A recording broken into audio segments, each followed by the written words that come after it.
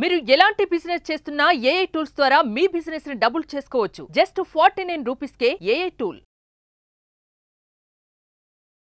నమస్తే, welcome to Suman TV. ప్రస్తుతం మనతో పాటు ఉన్నారు సైకాలజిస్ట్ ప్రతిమా క్రొవిద్ది గారు. నమస్తే మ్యామ్. నమస్తే అండి. మ్యామ్, చాలా మంది పేరెంట్స్ అనుకుంటారు పిల్లల్ని కొట్టడం ద్వారా సమస్య పరిష్కారం అయిపోద్ది. ఒక దెబ్బ వేస్తే వాడు మాట వింటాడు, వాడు భయపడతాడు, అదొక డిసిప్లిన్ వస్తుంది కొట్టడం ద్వారా అని కొంతమంది అనుకుంటారు. కానీ దీనివల్ల అంటే ఎలాంటి ఇంపాక్ట్ పడుతుంది పిల్లల పైన భవిష్యత్తులో?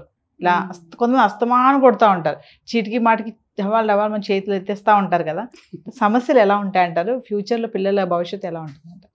సమస్యలన్నీ తీరిపోతే అసలు అంత కోపం ఎందుకు వస్తుందో నాకు పేరెంట్స్కి అర్థం కాదు. ఫస్ట్ ఆఫ్ ఆల్ వాళ్ళకే కంట్రోల్ ఉన్నప్పుడు పిల్లలకి కంట్రోల్ ఎక్కడ ఉంటుందమ్మా? వాళ్ళు ఇది చేయకూడదు, అది చేయకూడదు అనేసి మనం రిస్ట్రిక్షన్స్ పెడుతూ ఉంటాం కదా. సో వాళ్ళకి ఎలా కంట్రోల్ వస్తుంది? మీకే కంట్రోల్ లేనప్పుడు పెద్ద అయిన తర్వాత వాడు అట్లాగే చేసుకుంటే మీరు ఊరుకుంటారా? ఊరుకోరు కదా.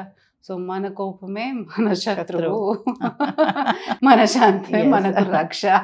సో మనం ఏదైతే బిహేవ్ చేస్తామో వాడు సేమ్ అదే మిర్రర్ ఇమేజ్ చేస్తాడు.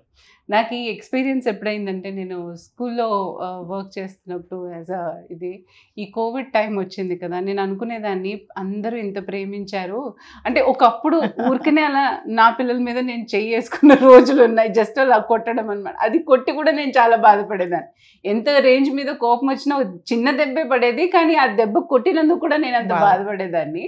సో నేను అనుకునేదాన్ని అందరిలా కొట్టరేమో, నాలాగా ఉండరేమో అని అనుకునేదాన్ని. ఆ ఎక్స్పీరియన్స్ వచ్చాక ఆన్లైన్లో పిల్లలు ఏదైనా జవాబు ఇవ్వకపోతే క్వశ్చన్, టీచర్ అడిగిన క్వశ్చన్కి ఈ చేత్తో నెత్తి మీద పడేది, చంప మీద పడేది. తర్వాత మేము ఎవరైనా అబ్జర్వ్ చేస్తుంటే కెమెరా స్విచ్ ఆఫ్ చేసేవాళ్ళు. సో వాళ్ళు ఎంత టార్చర్ చేస్తారో అప్పుడు అర్థమైంది. అది ఇంటర్నేషనల్ స్కూల్ అమ్మ, మన పైగా అందరూ ప్యాంపర్డ్ పేరెంట్స్. కొంచెం దెబ్బ తగిలినా ఒప్పుకోరు, మీకు అసలు ఒప్పుకోరు. స్కూల్ వచ్చి అసలు దడదడలాడిచ్చేసే టైప్లో ఉంటారు వాళ్ళు. అలాంటి వాళ్ళు కెమెరా ముందు వాళ్ళు రియాలిటీ తెలిసింది. సో పేరెంట్స్లో కోపం రావడం సహజం, నేను కాదని చెప్పిన. వాళ్ళు చేసే విపరీతమైన అల్లరికి ఒక్కొక్కసారి చాలా కోపం వచ్చేస్తుంది. కానీ ఆ కోపం మూలన ఈ చంప ఆ చంప వాయించడం, బాడీలో ఎక్కడ పడితే అక్కడ కొట్టడం, ప్లస్ కర్ర తీసుకొని కూడా కొట్టడం, అంత వాయిలెన్స్ కూడా నేను చూశాను. మా ఇంటి దగ్గరే ఉన్న లాస్ట్ టైం అంటే మేము పోలీసులకు అప్పచెప్పేసాం అనమాట. నిజంగా అంత కొట్టడం నేను ఎప్పుడు చూడలేదు పిల్లల్ని. చిన్న పిల్లలు స్నానం చేసేటప్పుడు మారం చేస్తే ఈవిడికి బీపీ వచ్చేసి ఈవిడ దడ దడ దడ దడ ఆ ఏడుపు సౌండ్ మాకు సందు చివరి దాకా వినిపించేది అనమాట. అంత గట్టిగా ఏడ్చేవాడు అబ్బాయి. కొంతమంది ఉన్నారు కదా మేడం, అంటే వాళ్ళ టెంపర్మెంట్ అన్నది కంట్రోల్ అవ్వకుండా వాళ్ళు అలా చేసేస్తారు, కోపంతో కొట్టేయడం, తిట్టేయడము వాళ్ళని.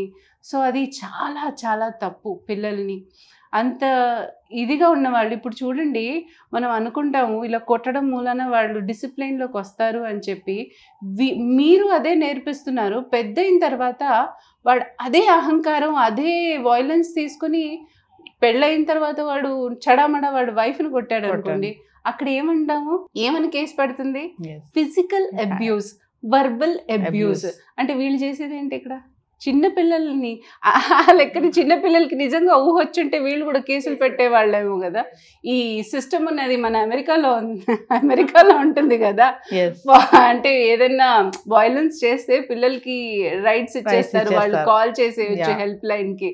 అలా అనుకుంటే మన ఇండియాలో 40 to 50% ఆఫ్ పాపులేషన్ మీద కేసులు ఉంటాయమ్మా.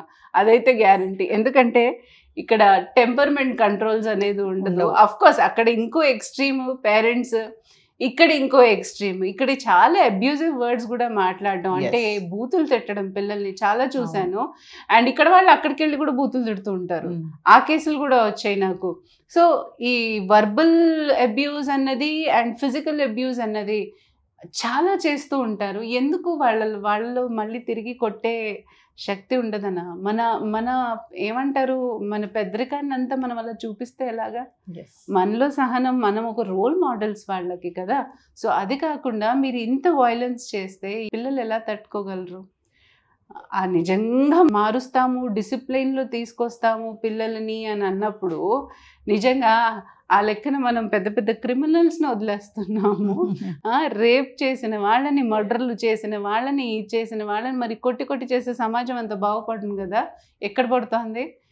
కొడితే డిసిప్లిన్ వస్తుందనంటే ఎంతో మందిని మార్చవచ్చు.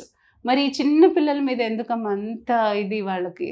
సో అంత అసలు అలా అబ్యూస్ చేయకూడదు. నేను అంటాను పేరెంట్స్ కూడా కొంచెం కాషియస్గా ఉండాలి వాళ్ళతో. మీరు ఎంత సమాధానంగా ఉండి ఎంత మీరు పేషెన్స్గా వాళ్ళని హ్యాండిల్ చేస్తే వాళ్ళకి సేమ్ నేచర్ అడాప్ట్ చేసుకుంటారు. కాబట్టి పైకి వచ్చి కూడా వాళ్ళు మున్ముందు కూడా వాళ్ళకి అలాంటి అలవాట్లే వస్తాయి. Because they are mirroring you. మిమ్మల్ని చూసి వాళ్ళు నేర్చుకుంటున్నారు. మీ కోపమే వాళ్ళకి ట్రాన్స్ఫర్ అవుతుంది. ఎందుకు అనుకోకూడదు? ఇప్పుడు ఒకరిని చూసి నేను వాళ్ళలాగా అవ్వలేనా? అవుతాను కంపల్సరీ. ఎందుకంటే ఐ హ్యావ్ దట్. మానవునికి అది ఒక్కటే ఉంటుంది. Because they adapt the behaviour. So అది వాళ్ళు తెలుసుకొని బిహేవ్ చేయాలి. అంటే చెడామడ కొట్టేసి, బెల్టులతో కొట్టేసి, వారు మార్కులు తీసుకురాలేదని కొట్టేసి, వాడు ఇంకొకళ్ళు ఏదో అల్లరి చేశాడని కొట్టేసి, అసలు ఎంత దారుణానికి! ఎంత కూడా పేషెన్స్ లేదా వాళ్ళలో. మొగుడు పిల్లలు కొట్టుకొని కూడా వీళ్ళని కొట్టేస్తూ ఉంటారండి. ఆ కోపం ఇక్కడ చూపిస్తారు. ఆ కోపం అంతా వీళ్ళ మీద చూపిస్తారు. వాడు అక్కడేవి అణుకువగా ఉన్నా మళ్ళీ స్కూల్కి వచ్చి వాడు బిహేవియరే చాలా డిఫరెంట్ అయిపోతుంది. చాలాసార్లు ఈ పాయింట్ ఎత్తాను. యాక్చువల్గా ఇలా చేయకూడదు పేరెంట్స్. ఎందుకనంటే వాళ్ళు స్కూల్లో వాళ్ళు జరిగిన సంఘటన అంతా ఇంట్లో వాళ్ళు తలుచుకుని వాళ్ళతో జూనియర్స్ ఉంటారు కదా. ఎందుకంటే వాళ్ళు చిన్న పిల్లల్ని చూస్తారు, వాళ్ళతో సమానంగా ఉన్న వాళ్ళని, పెద్దవాళ్ళని వాళ్ళు ఏమనరు. జూనియర్స్కి వచ్చేటప్పటికల్లా ఎడా పెడా కొట్టేయడం, వాళ్ళని ఇష్టానికి హ్యాండిల్ చేయడం. ఎందుకంటే వాళ్ళకంటే చిన్న ఏజ్ గ్రూప్ కాబట్టి. సో అదే ప్రభావం వాళ్ళ మీద ఉంటుంది. ఫస్ట్ ఆఫ్ ఆల్ వాళ్ళ బిహేవియర్ని కంట్రోల్ చేయడానికి దెబ్బలు కాదు కావాల్సింది, ప్రేమగా ఫస్ట్ ఆఫ్ ఆల్ దగ్గర తీసుకుని నువ్వు తప్పురా అని చెప్పినప్పుడు వాడు మారకుండా ఉంటాడా? ప్రేమగా చెప్పాలి. చెప్పేందుకే అదే బాధ్యత అంటారు. మిమ్మల్ని ఆఫీస్లో ఎవడన్నా కొడితే ఊరుకుంటారా? రోడ్డు మీద పోతూ ఎవడన్నా వేస్తే మిమ్మల్ని ఊరుకుంటారా? మీరు ఒక మాట అన్నందుకు ఇంకొకళ్ళు కొడితే ఊరుకుంటారు? చిన్నపిల్లలు కదమ్మా, అన్కండిషనల్ లవ్ అని అంటారు వాళ్ళకి. ఏదన్నా సరే వాళ్ళ దగ్గరకు వచ్చి అమ్మా అని అంటారు. అదే ప్రేమ మనము పెద్ద అయిన తర్వాత మన ఎవడన్నా కొడితే తిప్పి అదే అన్కండిషనల్ లవ్తో వెళ్తామా? అస్సలు సాధ్యం కాదు. లోపల ఈడు నన్ను కొట్టేశాడు, ఈడి మీద ఎట్లన్నా పగ తీర్చుకోవాలి, రివెంజ్. లేదంటే కంప్లీట్లీ కట్ ఆఫ్, మ్యూట్ చేసేస్తాము.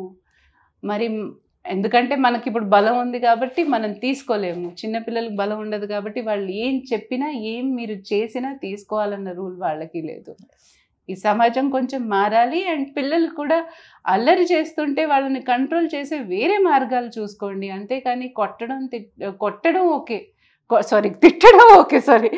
కొట్టడం అనేది చాలా పొరపాటు. అంటే మేడం ఇలా కొట్టడం ద్వారా శారీరకంగా, మానసికంగా కూడా ఆ ఇంపాక్ట్ అనేది ఉంటుందంటారా పిల్లల పైన? డెఫినెట్గా కదా. మీరు మనిషిని, ఇట్ ఈస్ అ టార్చర్. అంటే మీకు దెబ్బ తగిలినప్పుడు పెయిన్ వస్తుంది అని ఫిజికల్గా కాదు కదా, మెంటల్గా కూడా వాడు సఫర్ అవుతూ ఉంటాడు కదా. అంటే ప్రతిదానికి భయం అనేది ఒకటి వస్తుంది వాళ్ళకి.